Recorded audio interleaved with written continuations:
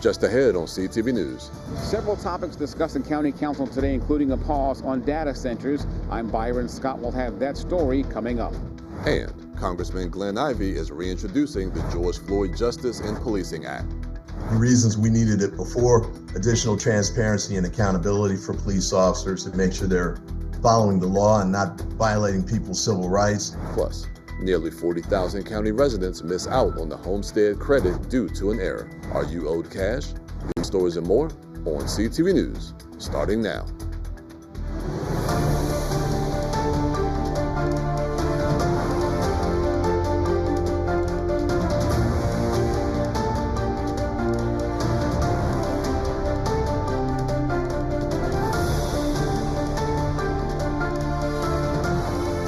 Good evening. This is CTV News for September 16th. I'm Jonathan Hunter. And I'm Michaela Newton. Thanks so much for joining us. From housing issues to data centers, Prince George's County Council went through a whole host of items today. Byron Scott has our story. Just ahead on CTV People News. don't feel like they've been heard. At County Council today, a topic of big concern: data centers in Prince George's County. So we've been meeting for months, but what we don't want to do is make sure that our recommendations are basically null and void. And if everybody's able to go and move forward with the data center while we have our task force going, it makes our task force useless. Today, a resolution was introduced that would put a pause on data center development approvals. It passed 8-0. And that makes sense as the task force moves forward on with their recommendations to the county council. We have to make sure the appropriate guardrails are set up regarding the rates associated with data centers that generate high electric bills, high water bills. Also have to be concerned about the zoning. It follows County Executive Aisha Braveboy's executive order putting a temporary hold on permits and applications for data centers. The move has wide support. Right now, data centers can be located in 8 zones by law. One of those zones are RR, which is residential customers. We have grave concerns about that, and I have grave concerns about that as president of my association. We know in Prince George's County it's one of the worst places that you can deliver as a black woman in the state of Maryland. Also on the agenda today, a measure aimed at black maternal health. It's sponsored by Council Member Crystal Oriata. And so we want to make sure we collect data.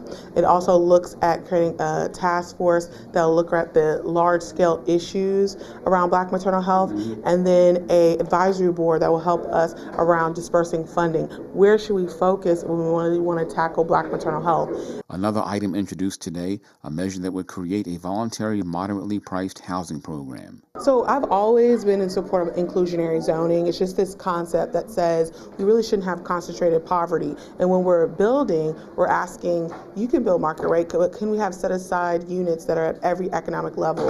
And so this will incentivize that type of development where you'll get some types of incentive. It can be tax incentive, faster track development process, if you have set aside units that are for those that might be on a lower economic scale. Back to the data centers, the task force looking into their impact on the county is expected to have its recommendations to council and the county executive by the end of November. Byron Scott, CTV News. Thanks, Byron, for that story. The data center task force has 20 members. And the Prince George's County Council welcomed members of Maryland's General Assembly to the county administration building this morning. The council hosted a meet and greet for General Assembly members that represent Prince George's County in Annapolis. In the General Assembly, the county has 8 state senators, 23 delegates, and all of them are Democrats. General Assembly members spend 90 days in Annapolis advocating and voting on bills that are important to their constituents. CTV News chatted with 2 delegates about what's on their radar when the General Assembly meets again in January. Making sure that we're able to bring resources to the county. We know it's going to be a difficult budget session again, especially with everything that's going on the federal level, but just standing firm on behalf of the residents of Prince George's County. The biggest thing continues to be the budget, the state budget, the impact of the federal cuts and all of those things on our local economy, and how we're going to adjust to that, because as the needs grow, the resources get smaller, and it's always a balancing act. The Maryland General Assembly's 2026 legislative session is expected to reconvene on January 14th. And if you're a homeowner in Prince George's County, you may want to pay close attention to your property tax bill. According to the county, nearly 40,000 homeowners did not receive their homestead tax credit. That caused many people's bills to spike, and in some cases by nearly $1,000. A spokesperson for the county says the bills have been reprocessed and corrected. Some neighbors claim they haven't received their corrected bill just yet. And if you have any issues, you can contact 301-952-4030. Well, the city of College Park is bracing for the impact of closures of federal facilities and layoffs. As we've reported, the Beltsville Agriculture Center is preparing to vacate its property. Also, the Goddard Space Science Center and NOAA's Center for Weather and Climate Prediction are facing major staff shortages. College Park Mayor Fazul Kabir says the changes are a loss for College Park and that local businesses are likely to suffer. Kabir says annexing some or all of the USDA's land into College city limits could help preserve the area. And data centers are sparking a lot of debate in Prince George's County. Many neighbors say they don't want them, but lawmakers see a big opportunity for tax revenue. The explosive growth of data centers nationwide is threatening to overload U.S. electricity grids and is potentially putting residents at risk. Nationwide and here in our region, policymakers are looking at whether to bump energy-hungry data centers off the grid during emergencies in order to ensure residents are not left in the dark. Analysts say electricity demand in the Mid-Atlantic region is expected to spike in the coming years due to data centers. Maryland State Police are investigating a double fatal crash from Sunday morning. It happened in the northbound lanes of Maryland Route 4 and Woodyard Road around 3 a.m. According to the investigation, a Toyota RAV4 driven by Tamika Patterson of Suitland was traveling southbound and crashed head-on with a Jeep Grand Cherokee. A passenger in the Jeep, identified as Nana Arthur of Upper Marlboro, along with Patterson, were both pronounced dead on the scene. Police believe impairment was a factor in the crash. Meanwhile, another push for police reform on Capitol Hill, this time led by a Maryland congressman. Congressman Glenn Ivey announces he's reintroducing the George Floyd Justice and Policing Act. The legislation is designed to increase accountability, boost transparency, and reform training practices nationwide. The bill includes banning chokeholds, limiting no-knock warrants, reforming qualified immunity, and expanding the use of body cameras. We need to make sure we move away from excessively dangerous policing. Chokeholds, for example, was one. The no-knock warrants for in drug cases, which is how Breonna Taylor was killed. You know, we need to make sure we're moving away from those kinds of things. The national database to make sure that police officers who commit misconduct in one jurisdiction can't just go get a job in another one. Before we give an officer, a gun, a badge, and a license to kill, every police department, every jurisdiction ought to have the ability to do a full background check and get all the relevant information before they make that decision. So we need that, all of those things now, just like we did 5-6 years ago. The Floyd family praised the move, saying it's long overdue and urging Congress to act with courage. The bill previously passed the House but stalled in the Senate, and Ivey says he's determined to build bipartisan support to get it signed into law. More parents are putting off routine vaccines for their kids, not just flu or COVID shots, but standard ones like MMR and polio. A new survey shows about 1 in 6 parents have delayed or skipped those vaccinations, and younger parents, those who are very religious or who homeschool, were more likely to say no to shots. Most say they're worried about the side effects or just don't think they are necessary at all. Still, the majority of parents are sticking with the recommended schedule, something health experts say is key to preventing outbreaks. And you're watching CTV News. I'm Jonathan Hunter. And I'm Michaela Newton. Still to come, the Mama and Baby Mobile Health Unit was up and running today in Laurel. After the break, find out how local moms are able to take advantage of the health provider on wheels. Back in a moment. You gotta believe without seeing. You gotta keep going, keep breathing. When you face a day it feels like you're gonna break. You gotta believe without seeing. You gotta keep going.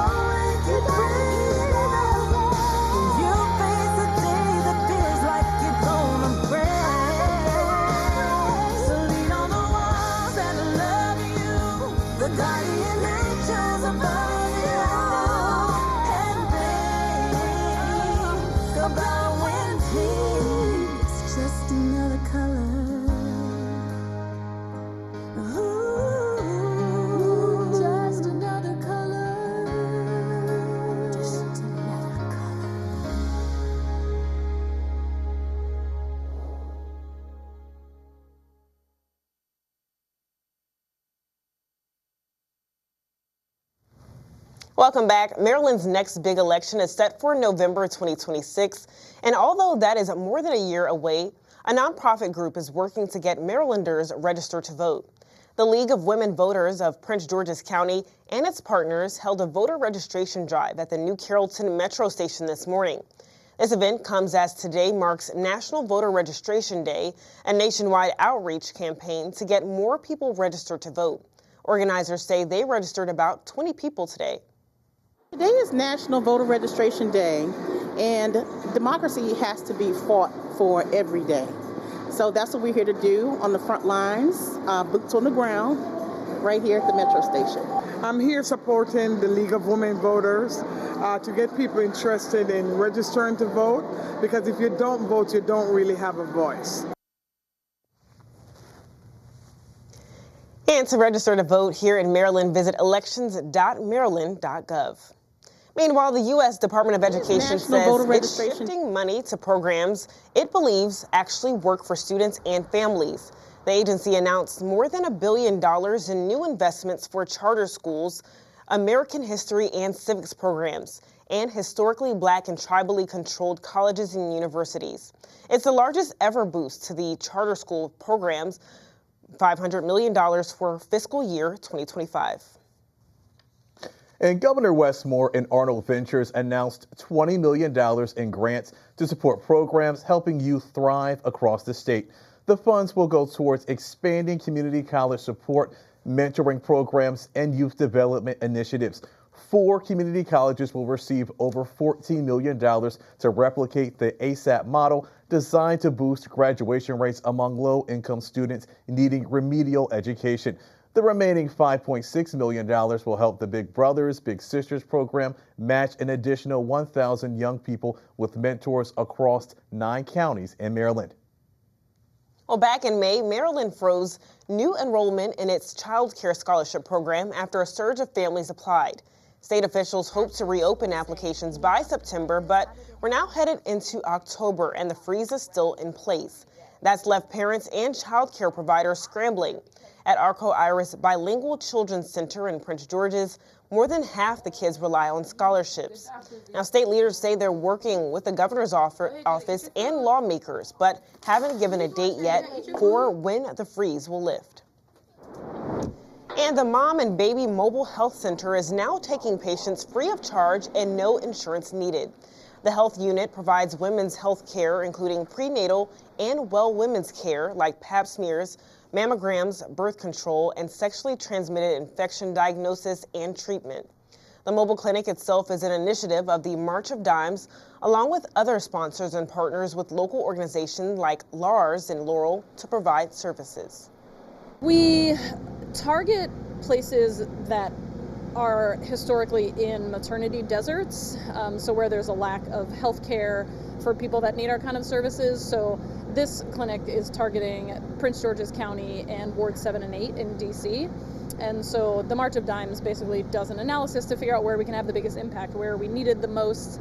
And so right now, there is a huge need.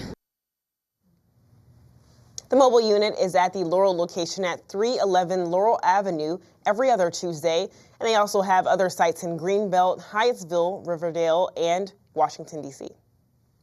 Metro has announced they made changes to 9 bus routes in Prince George's County to improve their service.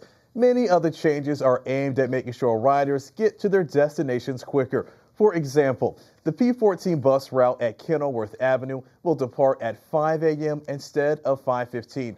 The P40 bus route on Annapolis Road will now have earlier trips added to the schedule.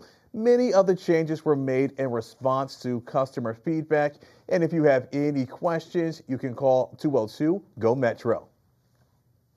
Maryland's housing market is continuing to cool as we head into the fall. In September, home sales fell by 9.1% compared to this time last year. But despite less people buying homes, the prices kept climbing. The average price for a home is more than $519,000, which means the average sales price rose by more than 4.5%. Governor Westmore signed an executive order to address the housing crisis. The order is aimed at making it easier for people to buy homes. And the city of Mount Rainier has a new police chief. Today, Catherine Perez was sworn in as the new chief. Perez began her career in Connecticut, where she rose to the rank of captain and commander of the Major Crimes Bureau. She also served as the chief of police in District Heights and in Bowie. In Bowie, she was credited with building the police department from the ground up. And still to come on CTV News, Dr. Hack is in the studio, and this week she's discussing endometrial cancer. That's right. Stay tuned to learn what it is and symptoms to look out for. We'll be right back. We are women first, but women with disabilities last. During a military exercise, we crashed and I broke my neck. When I was in the Air Force, an accident changed my life. I couldn't have imagined the injustices I would face. Every day, women like me go to the doctor for annual checkups for conditions like breast cancer. Early detection saved my life.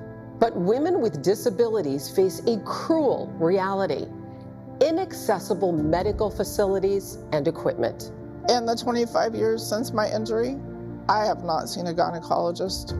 There's not one accessible OB/GYN in my community. I found lumps in my breast. I went to a doctor's office I was told was accessible, but when I got there, I couldn't get through the front door. I don't know where I'd be today without access to testing. Our veterans deserve better. Help PVA fight for access at pva.org. If words were enough, I would help you bear your burden. I would watch each child of yours grow strong and true. Teach them to read and to write and to sing, so that their voices be forgotten nevermore. If words were enough, I would sate your hunger, and you would know you are my sister, my brother, my child. If words were enough. It's so hard to predict a sick kid who just keep getting sicker, but we needed to be together as a family. My family is my entire life. My family means the world to me. When we're together and we have support from Ronald McDonald House, we can be a little stronger. They provide food and a place to rest your head, and they will help you through every step. That's what gets you through every day when you don't know how else you're gonna make it. It makes you feel like you're not alone. Welcome back. September is Gynecological Cancer Awareness Month, which aims to raise awareness about the several different cancers women can be diagnosed with, including ovarian, cervical, uterine, and endometrial cancer. According to the American Cancer Society, over 417,000 cases of endometrial cancer worldwide were diagnosed in 2020. Back in the studio with us today to answer some of the questions about it is Dr. Stephanie Hack. And good evening, Dr. Stephanie Hack. Thanks for joining us again. Good evening. Thanks for having me. So the very first question we want to ask you, what is endometrial cancer? Yes. So in the uterus, there's a lining, and that's the lining that women typically shed every month with their period. That tissue is called endometrium, and that is where endometrial cancer begins.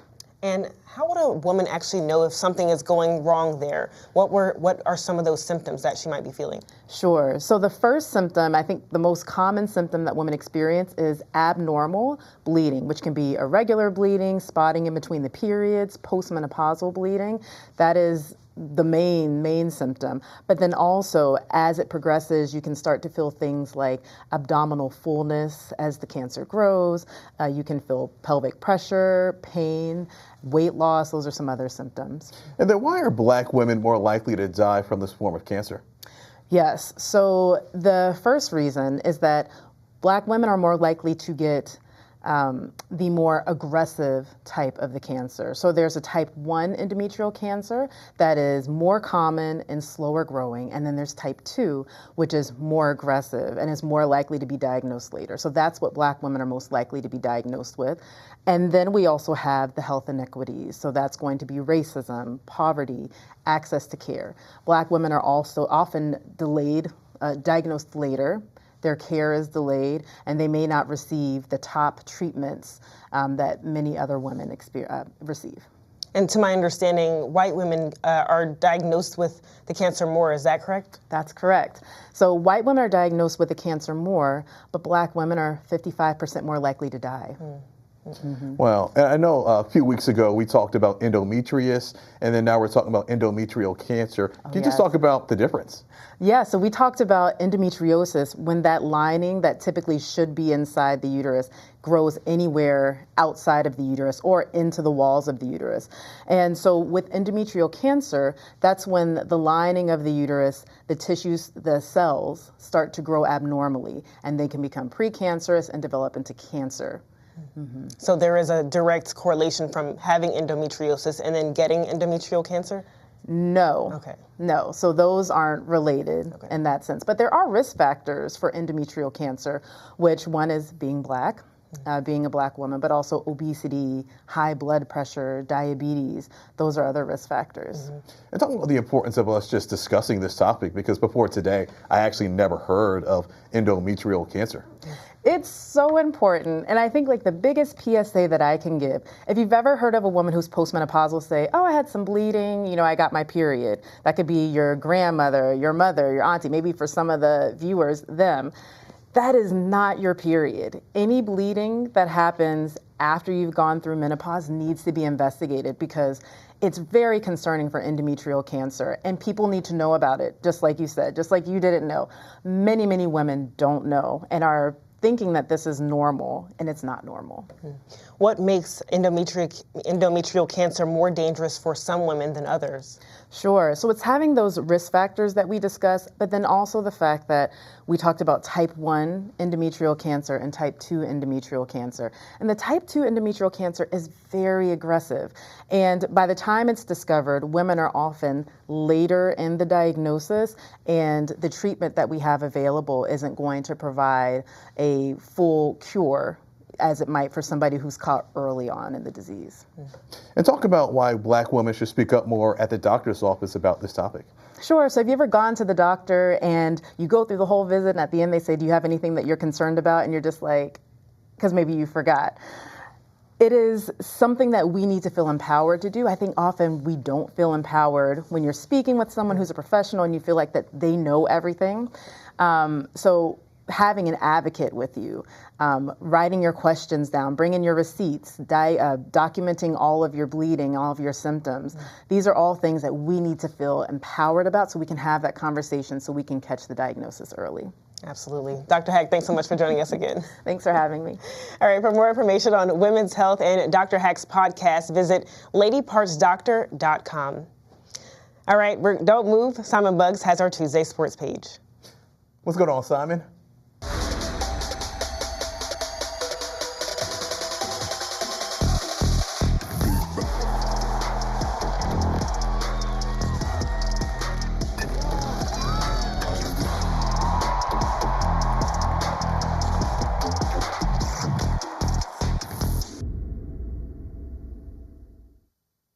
Okay, everybody, are you ready? Because it's time for your Tuesday sports page. Beginning with some Terp sports news, congratulations to field hockey player and goalkeeper Alyssa Clavasco for being named the co-Big Ten Defensive Player of the Week. This comes after the junior had 6 saves in the team's 3-1 win against Penn last Friday. She also only allowed 1 goal in 120 minutes of playing time throughout the weekend and recorded her 13th shutout against St. Joseph's on Sunday. Clavasco and the rest of the team will return to action against Penn State on Friday. Meanwhile, more injury news from my Washington Commanders as quarterback Jaden Daniels has been diagnosed with a knee sprain. The former Offensive Rookie of the Year sustained an injury in the team's game against the Green Bay Packers last Thursday. Head coach Dan Quinn spoke recently and provided an update on the status of Daniels. He did have an MRI, and he has already begun his return to play process with us. He is truly day-to-day. What does that mean for Sunday? I can't tell you that now. I'll have more to share on that when we get to Wednesday and practice and what that would look like. But in the return to play, he and any of the guys would have to hit all of the markers for us to get back and do our thing. Washington will take the field next against the Las Vegas Raiders at home on Sunday. Moving on to the world of women's basketball, Mystic legend Elena Del Don is officially back with USA Basketball as she has been tapped to be the managing director of Team USA's 3-on-3 women's national team. This is the first time the 3v3 team has had a managing director. In her role, the former MVP and WNBA champ will identify the team's coaching staff and players for multiple major competitions such as the Olympic Games in 2028 and the FIBA World Cup and Champions Cup. Del Don's appointment was unanimously approved by the USA Basketball Board of Directors. Congratulations on the hire, Atlanta, and I hope this team brings home the gold. And wrapping up sports, the Baltimore Orioles will take the diamond tonight against the Chicago White Sox. First pitch is at 7:40. And finally, the Washington Nationals began their game against the Atlanta Braves earlier today. The game began at 1:05. And that is your Tuesday sports page. Simon Buggs, CTV Sports. All right, Simon, thanks so much. And that wraps up CTV News for now. Thanks so much for joining us. Have a great night, everyone.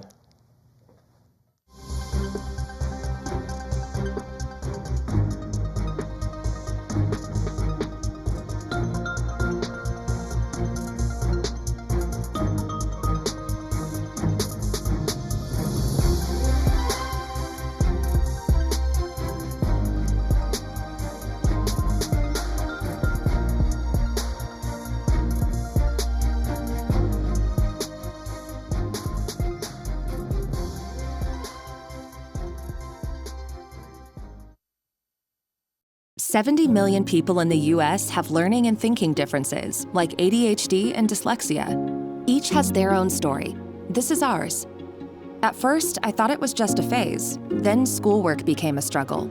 Emotions got bigger, and my kids started falling behind.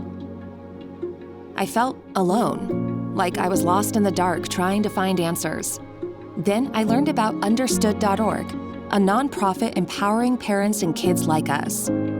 It was like we had a light to show us the path ahead. Whenever new challenges came up, their guidance helped us figure out our next step. We still have tough days, but now we have direction. And I have the tools and resources I need to help my child thrive. No matter where you are on the path, Understood can help you keep moving forward. Visit understood.org/yourpath today. Welcome to rural America, a place where distance is measured in acres, not blocks. There are fewer classrooms here, fewer libraries, fewer opportunities to get ahead, like in the sprawling Mississippi Delta, where a third of all children live in poverty, or the rugged mesas of New Mexico, where some kids ride the school bus an hour each way. Save the Children goes off the beaten path to hard-working communities whose determination runs deep. But opportunity gaps keep millions of kids from thriving. From our roots in Appalachia, helping families hit hard by the Great Depression, to today, we provide early learning so children start school strong, help students reach their math and reading milestones, work with parents, teachers, local leaders, and healthcare professionals united by a single goal, to awaken every child's potential. Because education changes everything. Learn more. Right now, our world feels divided. But out here, we have so much in common. We fish the same waters, roam the same fields, raise families under the same open sky. Out here, there's no left or right. We all share a love of wildlife and wild places. But now, the animals we love and the lands we treasure are threatened. Gone, unless we defend them. This isn't about right or wrong. It's about standing together, because up to 1 million species face extinction unless we unite and act to save them. We are their last line of defense. We are defenders of wildlife. Join us as we band together to protect our wildlife and wild places. Because in our love for what we share, we are closer than you think. Be a wildlife defender. Learn more at defenders.org.